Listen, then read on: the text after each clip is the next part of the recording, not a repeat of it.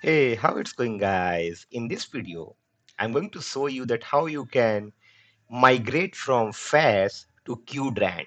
If you have been working in the field of retrieval augmented generation or RAG systems or agentic RAG system or semantic search, you have been using these libraries or databases like FAISS and Qdrant respectively. So in this video, I'm going to show you this migration step. Let's say you have been prototyping or you have been building some kind of quick demos, you will always go with fast because it's easier to build it. But let's say now if you want to scale it further, you'll be looking at at the vector database, which can really help you scale. That also supports a lot of other features like re-ranking and metadata filtering and so on and so forth. And that's where you see Qdrant, for example. So this video is all about this migration process. So if you look at here on my screen, I have this fast to Qdrant migration demo. Right? It says vector search upgrade library to database.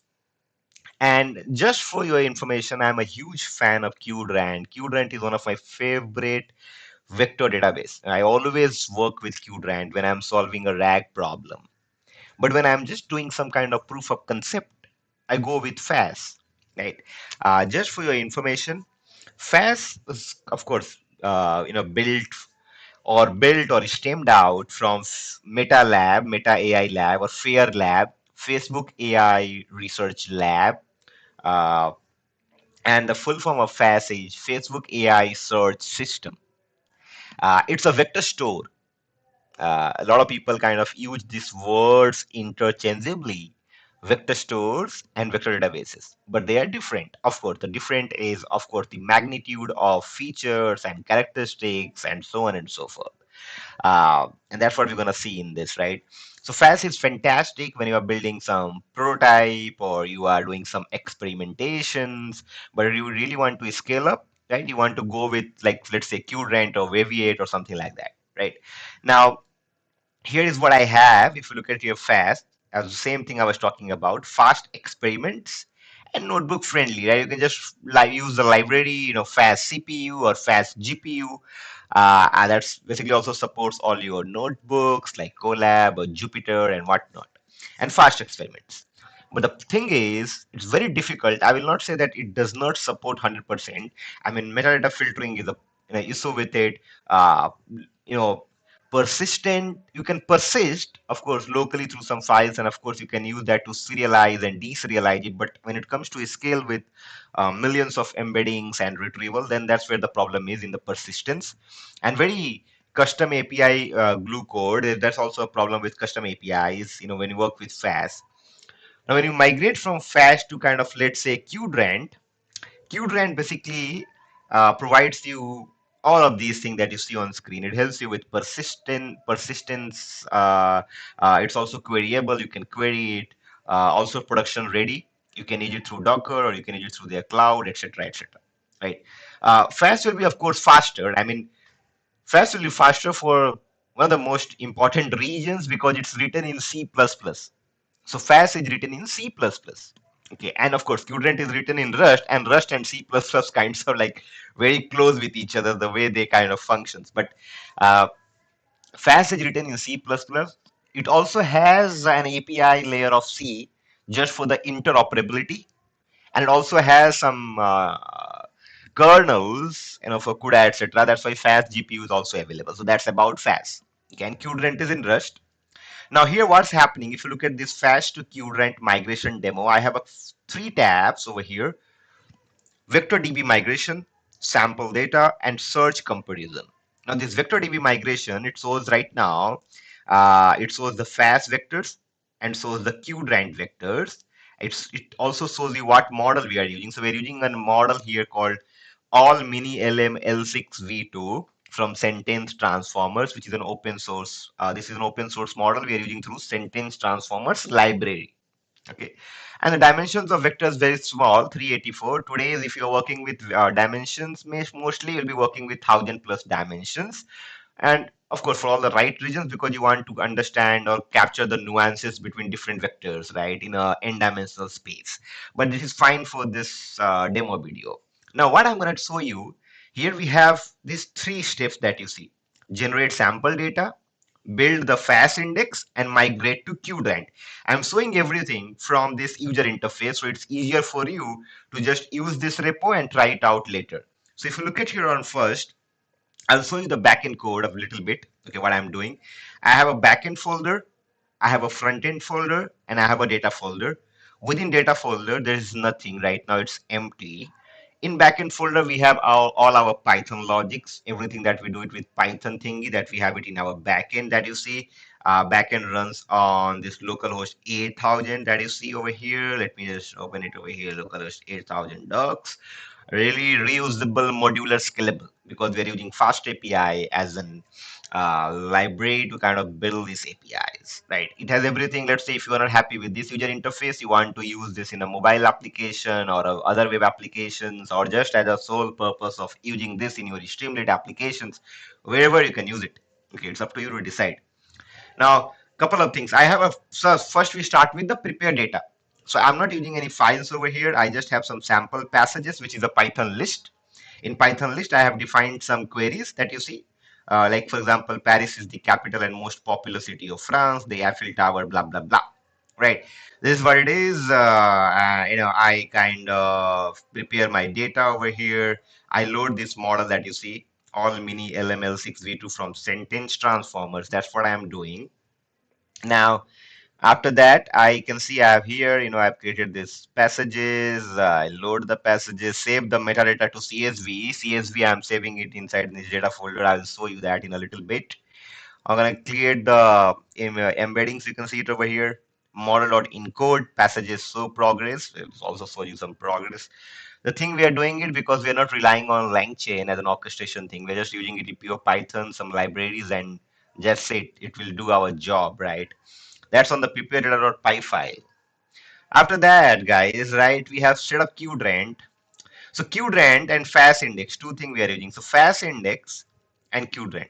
For Qdrant, I am using Docker. That's what I will recommend you. If you want to use Qdrant, stick to Docker. If you are not using through Docker, stop using Qdrant. It's not for you. Trust me. Okay. So if you look at here, my Docker is on screen. I'm running this Qdrant demo. Okay. This is my Docker desktop. Very simple, guys. If you don't know how to do it, just do docker pull qdrant/qdrant. It will pull the image, Docker image. Docker is a container technology that helps you kind of remove the software dependencies, right, in production. That's one of the advantages. There are 1,000 other advantages of Docker. Okay. If you look at it, I have when I do Docker images, I get Qdrant/Qdrant. It gives me some size, and when I do Docker PS, it gives me the container ID. That means that I'm running this Qdrant Docker image on this particular thingy called localhost. I think it also runs on this thing here, right? If you look at this 63333 something or 34 something. Yeah, if you do dashboard, it will fetch up dashboards. You can see I'm running Qdrant locally. I'm not paying a single rupees to Pinecone or any cloud service providers or for vector embeddings or vector storage or vector database, whatever we call it. Uh, you can look at here, we have collections, and in collection no collection is present right now because we have not created any embeddings and stored it. We'll do it in a bit, but it's running it locally. Everything runs locally, right? That's the beauty of open source technology, guys. Now what I'm going to do next is show you what's happening here. So first we're going to set up Qdrant. So I'm using Qdrant client library, right? To do that, let me show you the pipe project 2ml. So I'm using UV to set up my backend. I'm not using pip. I don't recommend you use pip to set up your backend. Start using UV.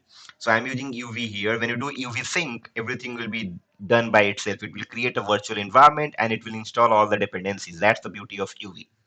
Now, FastAPI, UVCon, sentence transformers, FASS for our FASS vector store, Qdrant for vector database, NumPy for numerical computation, Pandas for data frames, Python.env for .env if we need anything, Pydantic for data structures and validations, right? FastAPI for backend, UVCon as a web server to run that, right? That's it. Look at setup Qdrant. Now, Qdrant runs on this localhost port 6333. I am giving a collection name called MS Marco. MS Marco is a dataset available on Hugging Face. I took the passages from there a little bit. I have a data path, which is this data folder. I have a batch size of 100, for example. Here you can increase or decrease the batch size depending on you. Now, in this single function, create collection. I'm creating the collections. It first look at your collections. It also had delete, because if I'm deleting, it will delete, right? The thing. Create the collection. Dimension size is 384, and I'm going to use cosine similarity as an approximate nearest neighbor algorithm. It's called ANN algorithms, cosine similarity, which is a fantastic, algorithm to do the semantic search. And I'm doing some configs for other things that I have. I've covered this HNSW. Look at this in my vector store video. I'll give the link in description. And upload data, that uploads the data, numpy, CSVs, etc. Simple thing, you guys, with Qdrant. Same with fast index. It creates a flat. Flat is more brute search that happens within flat L2, right? Which is brute. Every vectors are being searched in a linear fashion. That's the problem. But the good thing is fast is extremely fast, and I'll show you that in a little bit. Now, here we have a build index thingy that you see. So loading embeddings finds out if there is not, it will return nothing is there, creates the embeddings, and flat L2, you can see it over here. That's it. And then last thing is main.py, our fast API thingy. We have some pedantic thing going on just for the sole purpose of making the data validations and making sure the structure is rightly defined in the data types and all. And then we have our startup on event to check if everything is done, because we have this over here on user interface, this activity log that helps us to connect with backend and see what's the status of all the functions and whatever we are doing. Now we have this gate. This is fine, not a problem. Get stats, you can find out everything. This is the search fast function. I will show you that in a little bit. We are doing a semantic search.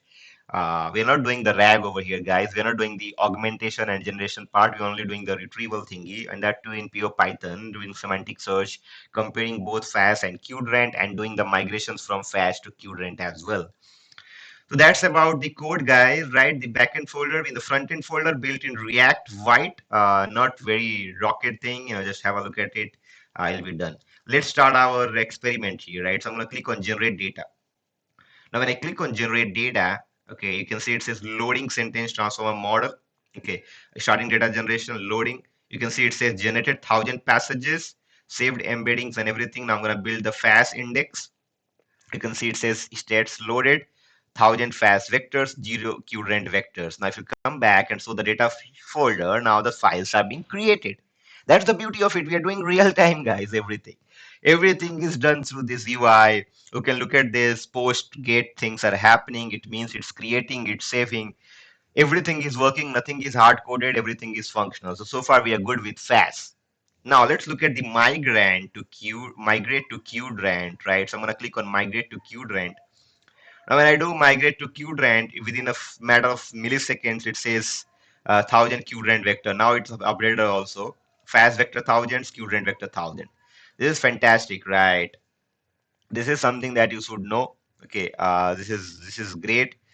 I also have this compare functions. Okay, you can see all the functions are. This is the migrate Qdrant function that you should know. So if you look at this, what we are doing over here, of course, we are finding out the collections and all the files, right? This is what happens over here. You look at this. Okay, this part already, this to create. This is where we are converting or doing the migrations part. Okay, this migration part happens over here. Okay, till here. You can look at this migration thing. So that's what we are doing over here. Now, once the migration is done, right, let's come back here. Okay.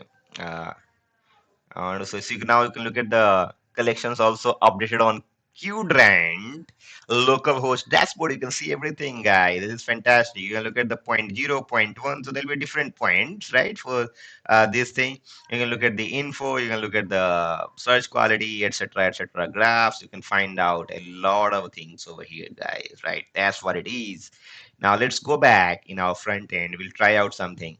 You can see I'm search Apple Tower or something. I already searched actually.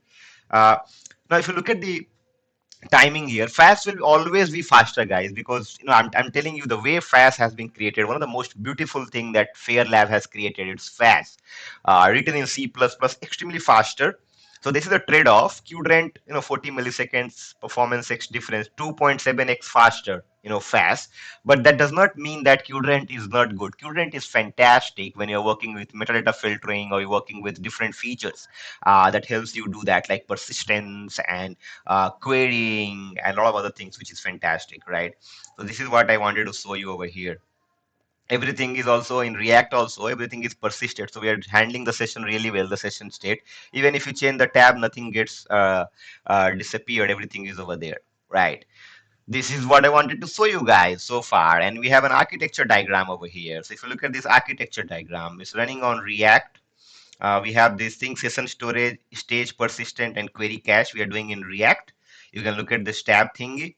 Now we have a fast API backend. In this backend, we have some REST APIs that you look at search, search, search, and then sentence transformer has been used, right? We create two files, embedding NumPy, 1000 into 384 dimensions vectors, and passages CSV for text, metadata, and IDs that helps us retrieve. And then we have FAST library for vector search. You can look at index flat L2 distance, manual CSV lookup for post search filtering. That's basically an overhead, right? That's not there in Qdrant. Qdrant, you can do metadata filtering and querying, etc., automatically just by using their default features. And Qdrant, you can see it over here. So this is what it is. Okay, this entire project will be available on my GitHub repository. Go and test it out. And if you have any doubts, feedbacks, let me know in the comment box. You can also reach out to me through my social media channels. Find those information on channel banner and channel about us, guys. If you like the video, please hit the like icon. If you haven't subscribed the channel yet, please do subscribe the channel, guys. That motivates me to create more such videos in your future. Before I wrap up this video, I would like to wish you a very happy new year because this video is created on December 31st. Wherever you are watching from, I wish you a very, healthy, wealthy, and prosperous new year. Go party, enjoy, take care, and we see you again soon. Thank you so much for watching. See you in the next video.